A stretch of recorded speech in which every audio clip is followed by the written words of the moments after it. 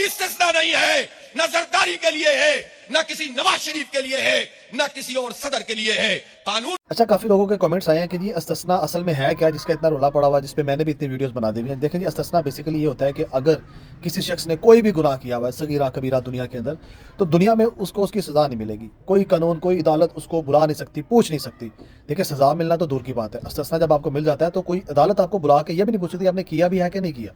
اسے استثنا کہتے ہیں۔ اور اس آئین میں جب یہ شک پاس ہوئی کہ جو فیلڈ مارشل ہوگا، اور اسپیشل فیلڈ مارشل جو ہوگا، جو جنگ لڑے گا اور اس کے بعد وہ فیلڈ مارشل بنے گا، تو اسے استثنا ہوگا، تو اس آئین کے اندر یہ شک نے یہ ثابت کر دیا کہ اس کا مطلب ہے کہ کوئی غلطی تو ہوئی ہے،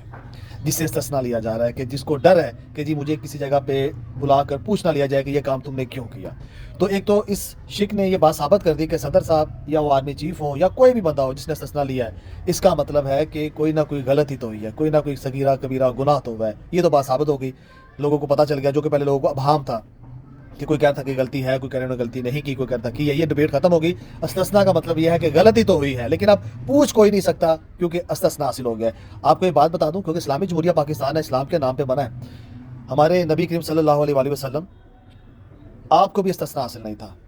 یہ مولوی حضرات میری بات بے شک سیکنڈ کر لیں، یا اگر میں غلطی پہ ہوں تو میری کریکشن کریں، کہ آپ صلی اللہ علیہ وسلم نے فرمایا تھا کہ نبی اور ان کی اولاد کے لیے 2 گنا اجر اور 2 گنا عذاب ہے۔ اگر نبی کی بیٹیاں یا کوئی نبی گناہ کرتا ہے تو اس کے لیے 2 گنا عذاب تھا، 2 گنا سزا تھی۔ کیوں؟ کیونکہ وہ سپیریئر ہیں۔ آل اولاد کے لیے بھی یہی تھا، کیونکہ وہ بھی سپیریئر ہیں، یہ اہل بیت ہیں۔ آپ صلی اللہ علیہ وسلم نے تنبیہ فرمائی اپنی اولاد کو، آل کو، کہ اگر آپ میں سے کوئی غلطی کرے گا تو ان کو 2 گنا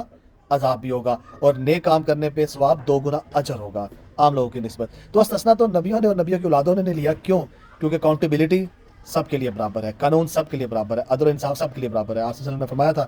جیسے ایک بڑے قبیلے کی ایک عورت نے چوری کی تو ہاتھ کاٹنے کی جو ہے نا سزا اسے ملی، تو آپ صلی اللہ علیہ وسلم کے قریبی ایک ساتھی کو آگے کیا گیا کہ سفارش کریں کہ بڑے قبیلے کی خاتون ہے، تو آپ صلی اللہ علیہ وسلم نے فرمایا کہ تم سے پہلے جو قومیں برباد ہوئی ان کے پیچھے یہی تھا کہ قانون کی نظر میں سب برابر نہیں تھے، بڑوں کے لیے الگ قانون، چھوٹوں کے لیے الگ قانون تھا۔ تو آپ صلی اللہ علیہ وسلم نے فرمایا کہ اگر میری بیٹی فاطمہ بنت رسول صلی اللہ علیہ وسلم اگر ہوتی تو اس کو بھی یہی سزا ملتی، استثنا کسی کے لیے نہیں تھا۔ تو یہ کون سی نئی مخلوق دنیا میں آ گئی ہے پاکستان کے اندر، اسلامی جمہوریہ پاکستان کے اندر، جسے استثنا دیا جا رہا ہے۔ اور پھر وہی بات کروں گا، استثنا کا مطلب ہے کوئی گناہ تو ہوا ہے۔